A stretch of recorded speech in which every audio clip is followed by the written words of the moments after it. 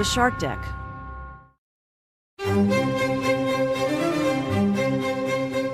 Hello and welcome to Palace Intrigue. I am your host, Mark Francis. Louis Staples, writing for Rolling Stone, says Harry and Meghan have entered their flop era, according to Staples. Sometimes you can just feel it when a celebrity is entering a flop era. I vividly remember watching Katy Perry using drag queens as props on Saturday Night Live in 2017, accompanied by a rapper who had recently used a homophobic slur, dressed in a hideous Beetlejuice-style striped jacket, and just knowing that her album rollout for Witness was going to be a complete disaster. Similarly, when Dakota Johnson awkwardly accused Ellen DeGeneres of lying during a toe-curlingly iconic interview on her eponymous talk show, it prompted a slow drip feed of negative stories to appear in the press. Suddenly, after decades as the queen of daytime TV, the grisly end of DeGeneres' reign felt inevitable. Speaking of royalty, I have this exact feeling when I think about Prince Harry and Meghan Markle, the Duke and Duchess of Sussex. After fleeing to the US to start a new life in the wake of racist and misogynistic smear campaign in the British press, which they accuse the royal institution and their family members of actively colluding in, the pair signed a string of lucrative deals with the biggest streaming platforms. Then there was that tell-all memoir. As much sympathy as I have for the despicable way the couple has been treated since they wed in 2018, and I really do, I have the feeling the appetite is waning for their content stream. Part of the issue the Sussexes are currently facing is that they have made their brand about their beef with the royal family. Now their feud has reached a stalemate, and it feels like there isn't much more to say. Part of the reason why Prince Harry's book was such a success is because it went so far back into his childhood and provided so many scandalous details about now Queen Camilla and losing his virginity. But in the aftermath of the tell-all, it feels like there surely can't be much more to share about their royal estrangement. The Sussexes are also discovering that being a celebrity is different to being a working royal. The royals, by nature of the institution they're a part of, benefit from sycophantic media coverage in the UK in particular, where the media and political establishment functions with the end goal of keeping them relevant and popular. But as celebrities who are now royals in name only, the couple has to generate their buzz and cultural relevance on their own.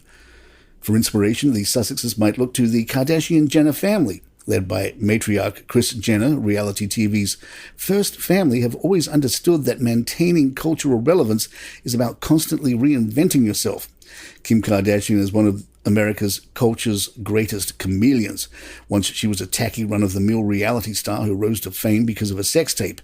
Now she's a high-fashion muse, criminal justice reform campaigner, billionaire mogul, and A-list celebrity. The overexposure of the Kardashians feels less jarring because they're always giving us something new. But as a couple who are cut off from most of their families, the Sussexes' narrative seems to have stagnated. It becomes uninteresting, and even worse, it gets annoying. It feels like the ship might have sailed on the Sussexes achieving that Oprah-style Michelle Obama status they seem to covet because these women have become icons through using their voices sparingly over the years. A less-is-more approach has allowed them to cut through the noise when it really counts. If Harry and Meghan want to become icons through being overexposed, as they are currently, then they need to channel their inner Kardashian and give us something new, because right now, apart from familial beef that has passed its sell-by date, it doesn't seem like they have much else to offer. The Daily Mail reports that Harry and Meghan think they may have been victims of bad luck. Their interview with Oprah Winfrey was shortly followed by the death of Prince Philip, and that Meghan's podcast was overshadowed by the death of the Queen. A source in Los Angeles told the Mail, "The word is that they think they've been really unlucky." The new updated versions of Valentine Lowe's Courtiers suggests Meghan thought her life was going to turn out to be like Beyoncé's. A source told Lowe, "I think Meghan thought she was going to be the Beyoncé of the UK. Being part of the royal family would give her the kudos. Whereas what she discovered was that there were so many rules that were so ridiculous that she couldn't even do the things that she could do as a private individual, which is tough." Harry and Meghan felt cornered, misunderstood, and deeply unhappy. If the rest of the institution failed to appreciate that, even if their demands were unreasonable, the departure negotiations were never going to end happily. It just required the decision-makers to sit around a table and say, "Okay, what are we going to do about this? What do we need to feel better and what can we give?"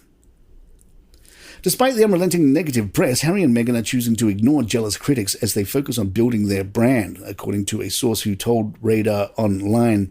People can call them money-hungry and even grifters. Harry and Meghan think it's all just jealous and mean people flinging stones. She's interested in film and TV production, business and brand partnerships.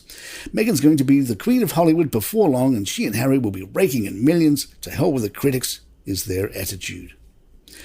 Meghan did receive a published apology from The Sun regarding Jeremy Clarkson's column. The UK newspaper printed a front-page message on Saturday. The Sun admitted in a statement that with free expression comes responsibility, adding that it has a proud history of campaigning for women. Palace Intrigue will be right back.